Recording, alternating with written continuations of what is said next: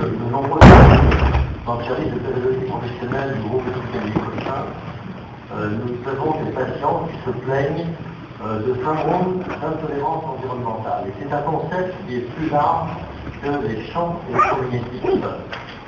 En effet, il y a deux grands types de troubles: le syndrome d'intolérance aux odeurs d'une part, et le syndrome d'intolérance aux champs électromagnétiques qui va être plus l'objet de ces discussions. Mais les plus fréquents sont probablement quand même le syndrome d'intolérance aux odeurs, une sensibilité chimique. Ça porte plusieurs termes en langue française et anglaise. Alors comment ça se présente? Vous allez voir qu'il y a un certain nombre d'analogies. Ce trouble se manifeste souvent après une exposition importante à des solvants ou toute autre substance ayant une odeur forte. Et lors de ce tout premier épisode, eh bien, les patients vont se plaindre de maux de tête, de troubles respiratoires, de vertiges, sensations qui souvent vont disparaître assez rapidement.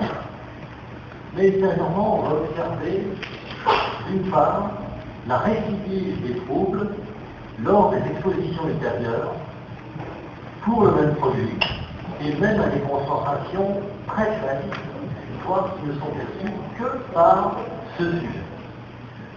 Pour toute autre personne, il n'y a aucune perception d'odeur et la personne a des manifestations qu'elle va attribuer aux odeurs. Par exemple, j'ai vu un patient qui se plaignait de l'odeur de la colle située sous la moquette, par exemple, où vous êtes ici, alors que la tête était installée, mise en place il y a des années ou des dizaines d'années. Mais elle ressentait les odeurs et se plaignait. Donc, d'une part, récidive des troubles pour le produit initial, pour des expositions qui semblent de plus en plus faibles. D'autre part, les manifestations vont survenir pour non plus l'odeur initiale, mais pour une multitude de produits chimiques. Les odeurs de solvants, initialement, peinture, traitement, mais aussi la fumée de cigarettes, les parfums, l'eau de javel, les produits de nettoyage, et la multiplicité des expositions vont conduire d'une part à des manifestations et des conduites d'évitement, vous voyez ici, se trouver exposés, ne plus aller dans les supermarchés, les rayons de solage, éviter d'aller dans le métro, et donc des conséquences sociales, professionnelles, qui peuvent être importantes. Enfin, les symptômes deviennent de plus en plus riches, avec des sensations de brûlures respiratoires, de douleurs digestifs, fourmillements, des symptômes extrêmement importants.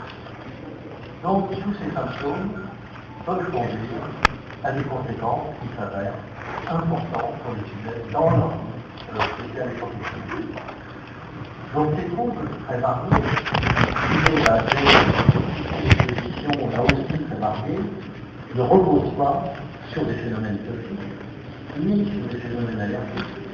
Le niveau très faible ne peut pas expliquer les symptômes, et la multitude des produits également et des variétés des expositions ne conduit pas à un mécanisme unique qui pourrait expliquer l'apparition des troubles. En fait, on pense qu'il s'agit de manifestations psychosomatiques qui sont conditionnées par des circonstances déclenchantes, et ça semble l'hypothèse la plus probable, qui n'a jamais mis en évidence réellement un support organique à l'origine de ces événements. Donc le deuxième grand type de trouble, c'est l'intolérance aux champs électromagnétiques, l'objet des discussions que nous allons avoir maintenant. Nous avons aussi reçu, dans le service de pédagogie professionnelle à Cochin, des patients qui se plaignaient de troubles variés qu'ils attribuaient aux champs électromagnétiques.